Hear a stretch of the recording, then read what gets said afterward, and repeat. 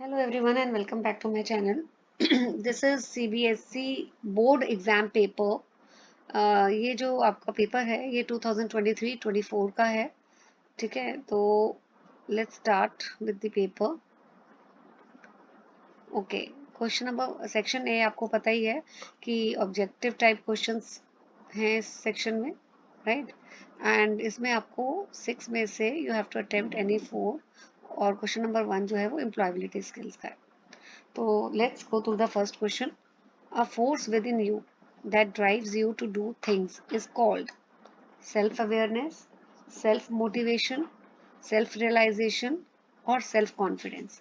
तो जो आपके अंदर फोर्स होती है, आपको जो इन मोटिवेट करती है to do the things, that is called as self-motivation. This is the right answer. Next, this is dash is the ability to identify and manage one's own emotion as well as the emotions of other. तो इसमें आपको options जो दिए हैं, emotional intelligence, emotional blackmail, motivation और communication. Right answer बेटा इसका है इमोशनल इंटेलिजेंस, क्योंकि इमोशनल इंटेलिजेंस अगर है तो आप अपने इमोशंस और दूसरों के भी मैनेज कर सकते हैं। Okay, question number 3। A blank is a location where a group of files can be stored. तो group of files कहाँ store होती है? फोल्डर में, ये तो पता ही है आप लोगों को। Fourth part, which of the following is a shortcut key to save a file? Save file को सेव करने के लिए जो शॉर्टकट की है वो है Ctrl+S। Fifth, which of the following is not trait of successful entrepreneur? So open mindedness ये एक ट्रेट है, ठीक है। Confidence is also one of the trait. Independence, that is also a trait of successful entrepreneur.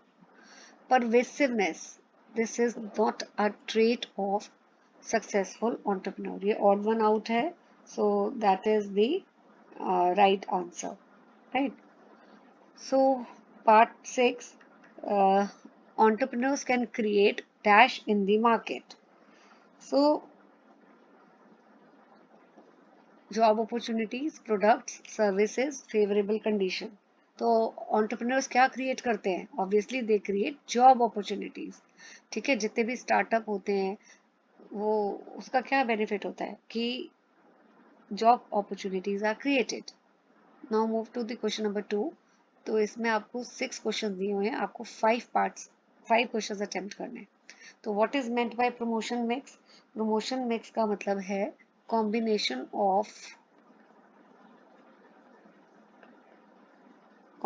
Of tools that are used to communicate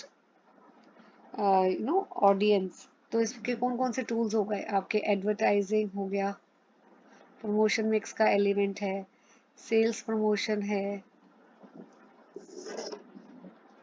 ठीक है, advertising, sales promotion, personal selling, public relation,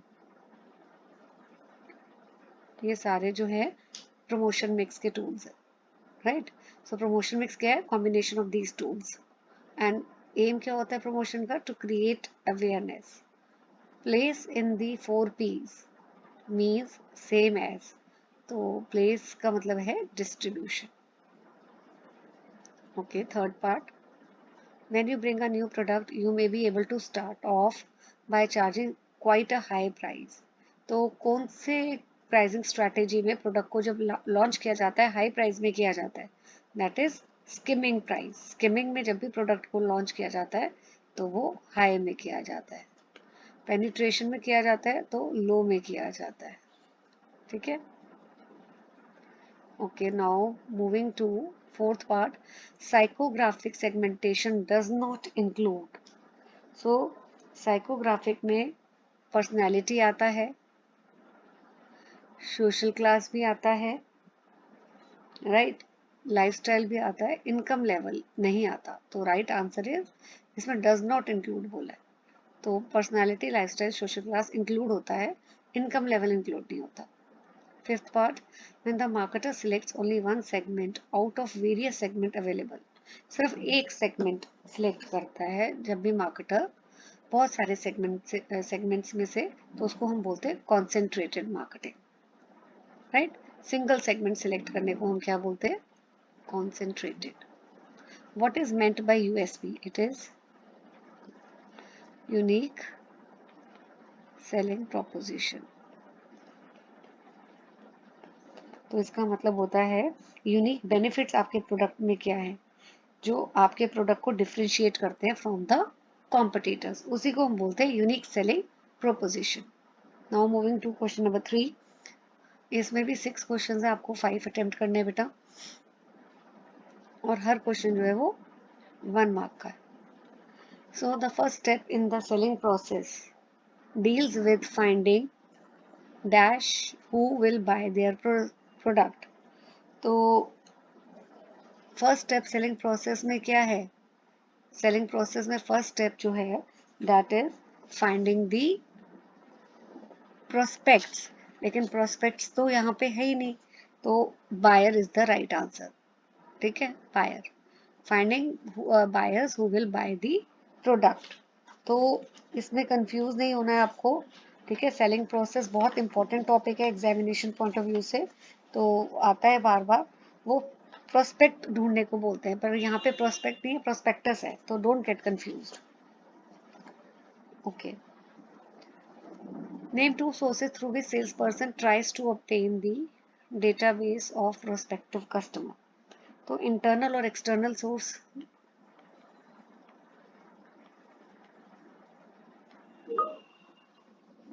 internal and external, ठीक है। इसमें आपके references given by customer आप mention कर सकते हो।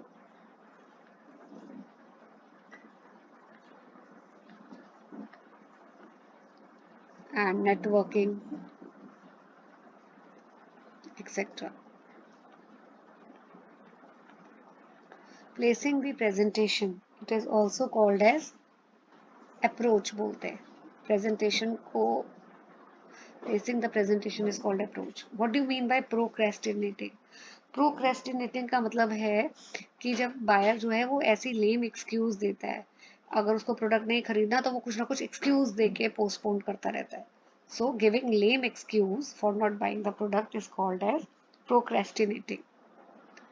Fifth part, when the customer says I think it is too expensive, I can not buy it.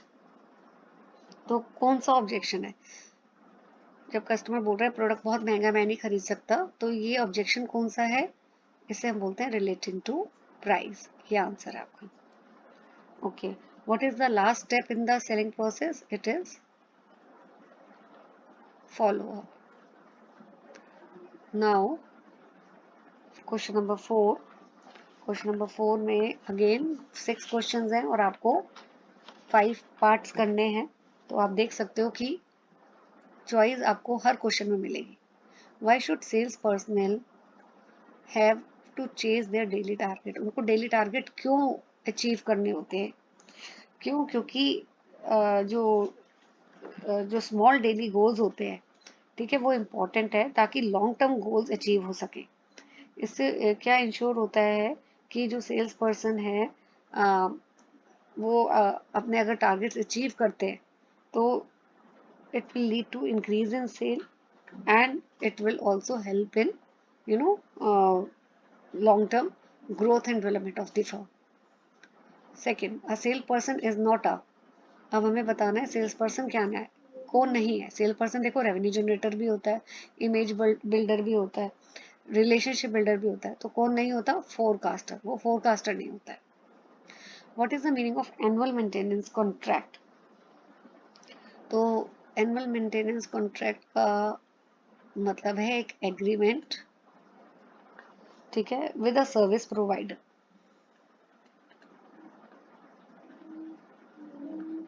जैसे आप with a service provider for regular maintenance of the product.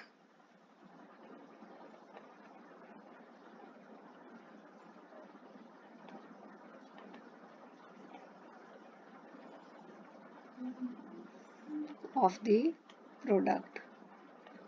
Over a period of 1 year. जैसे आपके घर में पानी की machine है RO, तो आप एनुअल कॉन्ट्रैक्ट लेते हैं मेंटेनेंस का, कि हर साल 1 साल का कॉन्ट्रैक्ट होता है, तो अगर कोई भी मशीन में खराबी होती है आरओ की मशीन में, तो कंपनी वाले आके उसको रिपेयर करते हैं, मेंटेन करते हैं। ठीक है। So the most difficult job of sale, job in sale is definitely first part है, कलेक्शन ऑफ पेमेंट सबसे टफ है। Okay, what is meant by functional relationship? Functional relationship का क्या मतलब होता है? सो बिजनेस रिलेशनशिप में क्या होता है, बहुत सारी ट्रांजेक्शन्स होती हैं, राइट, एंड इट में लास्ट फॉर मेनी ईयर्स, जैसे purchase of, as in case of purchases by business houses और government organisation, so they are called functional relationship. तो फंक्शनल रिलेशनशिप का मतलब होता है business relationship.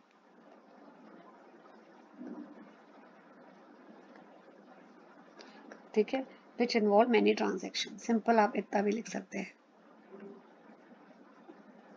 Many transactions. So business relationship जिसमें बहुत सारी ट्रांजेक्शन्स हों, ठीक है, उसी को हम फंक्शनल रिलेशनशिप्स बोलते हैं। तो टू रिस्पॉन्सिबिलिटी, बहुत सारी रिस्पॉन्सिबिलिटीज है, तो हमें दो ही बतानी है, any two you can list. To call on customers, customers को कॉल करना, right, then to increase sales and to build company image etcetera.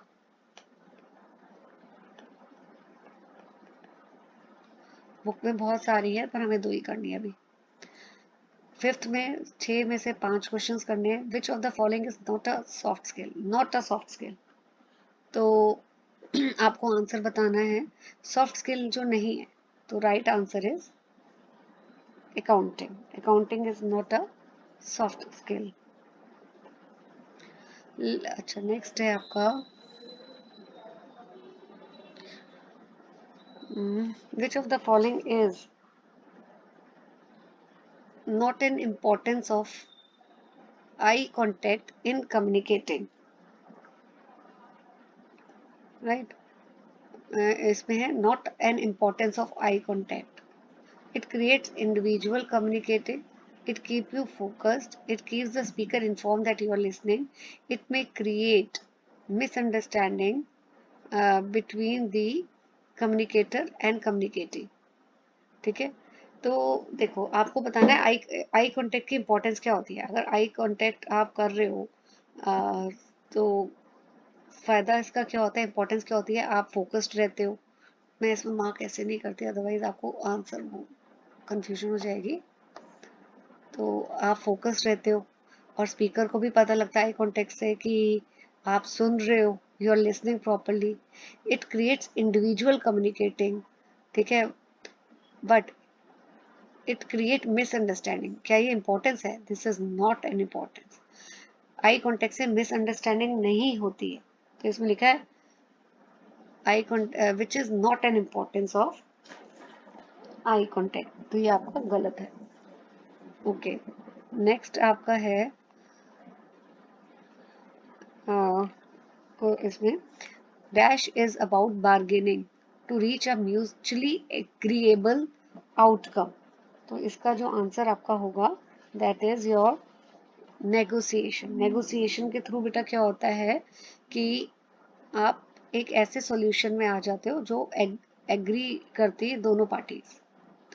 Then name business ethic means moral obligation, social responsibility, fair price of product and service, या unfair competition. तो business ethics का क्या मतलब है? Unfair competition, no, this is not the answer, right. It is a moral obligation.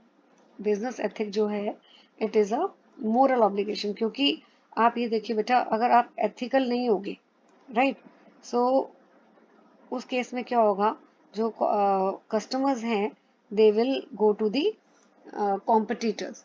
तो अगर आप ethical practices follow करोगे तो your customer will be hooked to your form. इसलिए बहुत ज़रूरी है कि one should follow the ethical practices, right? That is very important. So the right answer is moral obligation, right? Okay, now what are the types of, next question, two types of communication. First is verbal, and the next one is non-verbal. Non-verbal communication.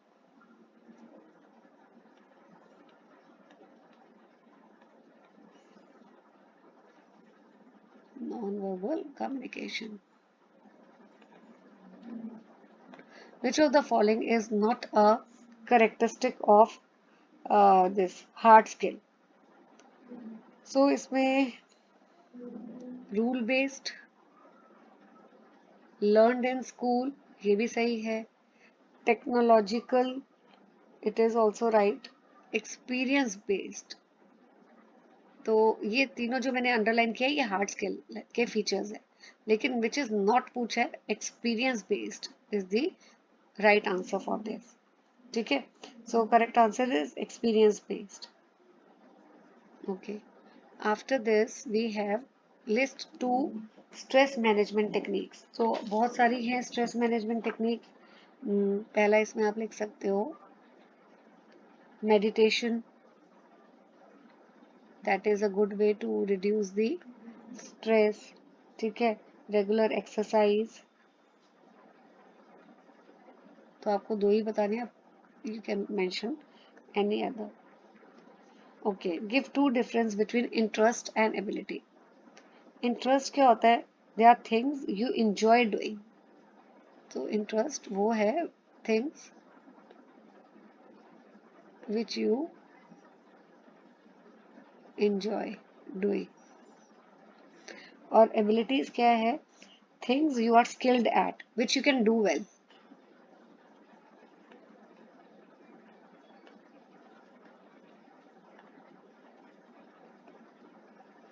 What do you understand by computer hardware and software? तो hardware तो आपको पता है physical components होते हैं computer के, जैसे सी, ये आपका हो गया कीबोर्ड, है ना, कीबोर्ड हो गया, मॉनिटर हो गया। सॉफ्टवेयर क्या होता है? Programs that help in running the, that tell the hardware what to do। Operating systems हो गया, ठीक है, सच एज ऑपरेटिंग सिस्टम्स।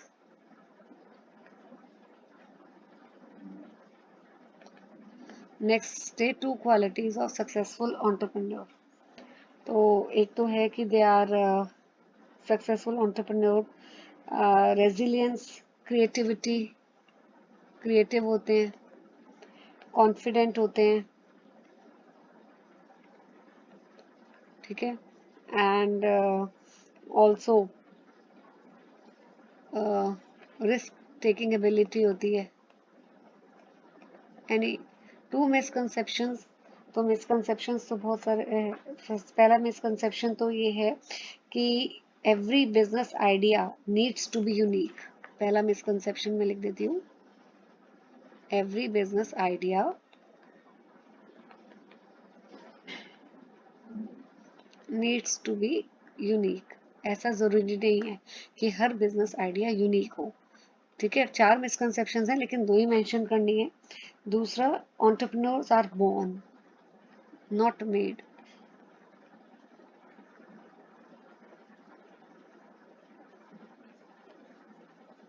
एक second, are born not made, तो ये डिटेल में वीडियोस मैंने बनाई हुई है, explanation, you can go and watch those videos. What are the two types of marketing mix? Just a second बेटा।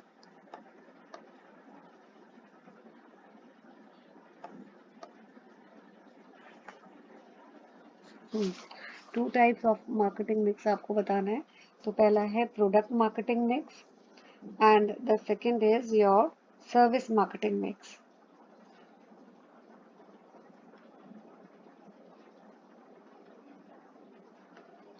Product marketing mix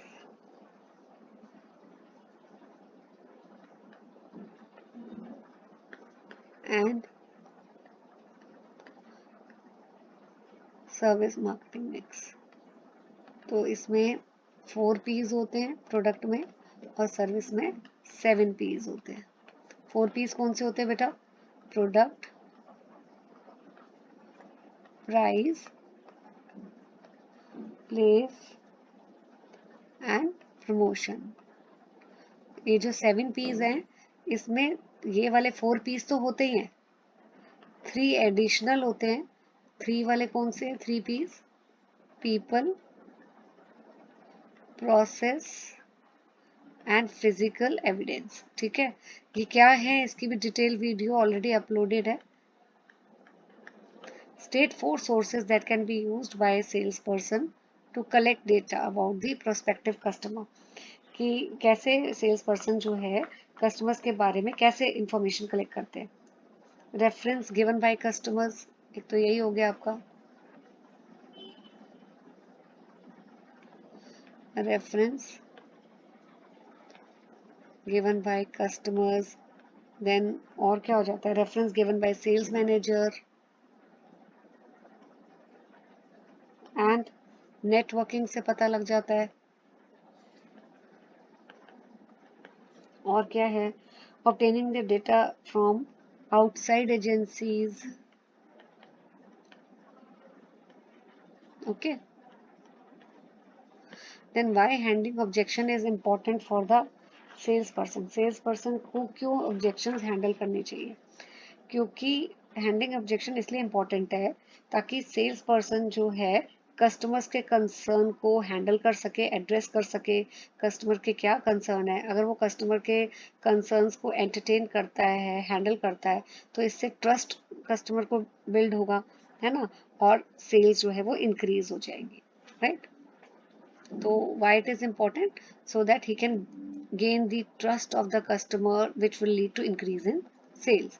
What do you mean by grievance handling? grievance handling का मतलब होता है कि कैसे जो employ है वो कस्टमर के ग्रीवियंसेस को हैंडल करता है। तो by which, तो it's a process by which organization investigate and resolve employee complaints or grievances in a fair and systematic manner। तो कैसे ऑर्गेनाइजेशन जो है एम्प्लॉयज के ग्रीवियंसेस को या कंप्लेंट्स को हैंडल करती है। Why is important for sales person to follow business ethics? क्यों ज़रूरी है? क्योंकि अगर एथिकल बिहेवियर होगा तो क्या हो जाएगा? फेयर डीलिंग होगी, एंड इससे फर्म कस्टमर्स जो है कस्टमर्स का ट्रस्ट गेन होगा। कस्टमर्स का ट्रस्ट गेन होता है तो they will come again and again to the same organization, and they will also spread positive word of mouth, right। इसलिए ethical practices follow करना सेल्स पर्सन के लिए बहुत जरूरी है। Okay 17, promotion is just the communication aspect of the entire marketing function। 4 ways जैसे आप marketer promote कर सकता है, तो ये मैंने पहले भी बताया था। Advertising, personal selling, sales promotion and public relation. ये वेज हैं जिससे गुड्स जो है वो प्रमोट करता है marketer. Now explain the concept of segmentation, targeting and positioning. Segmentation का मतलब क्या है? इसकी भी डिटेल वीडियो है, वहां से देख लीजिए। सेगमेंटेशन का मतलब है कि हेट्रोजीनियस मार्केट को होमोजीनियस मार्केट में डिवाइड करना। ठीक है, होमोजीनियस में। टारगेटिंग का मतलब क्या होता है? जो आपने सेगमेंट्स डिवाइड कर दिए हैं तो सिलेक्ट करना, उनमें से एक या एक से ज्यादा सेगमेंट को सिलेक्ट करना। और पोजीशनिंग है, पोजीशनिंग का मतलब होता है creating image of the product in the mind of the customer। Now, sales process include 5 steps to conclude a sale। ठीक है, कौन से वो 5 steps हैं? 4 steps बताने पर मैं 5 ही लिख देती हूँ। तो पहला है prospecting, then qualifying, then placing presentation,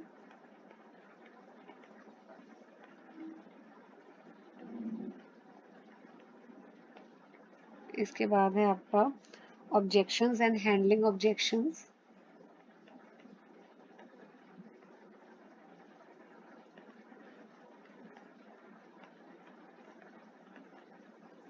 and last step is closing sale and follow up. तो ये आपके steps हैं.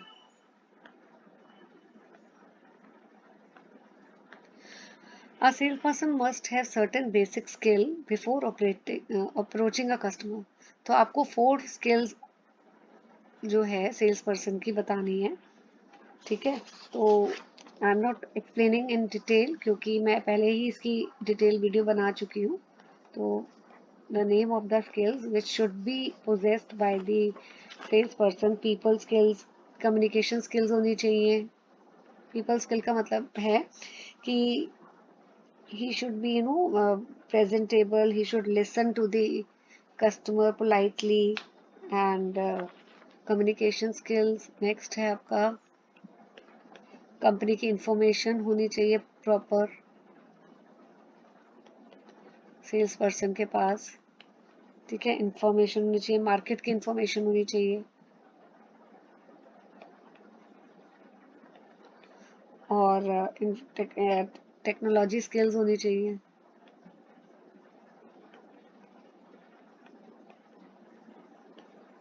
सेल्फ मैनेजमेंट स्किल्स होनी चाहिए, etcetera. Now, 21st, a salesperson in order to finalize or settle a deal must have effective negotiation skills. तो अब आपको यहाँ पे negotiation skills बतानी है, right? तो negotiation skills कौन कौन सी हो गई? Preparing for a meeting,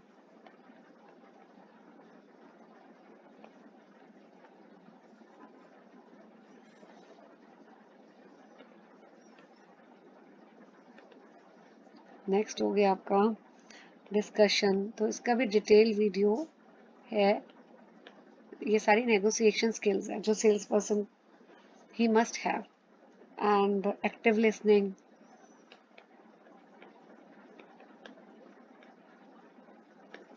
proposing, okay, emotional control,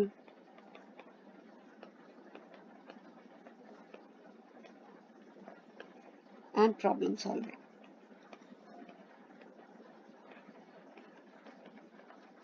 ठीक है.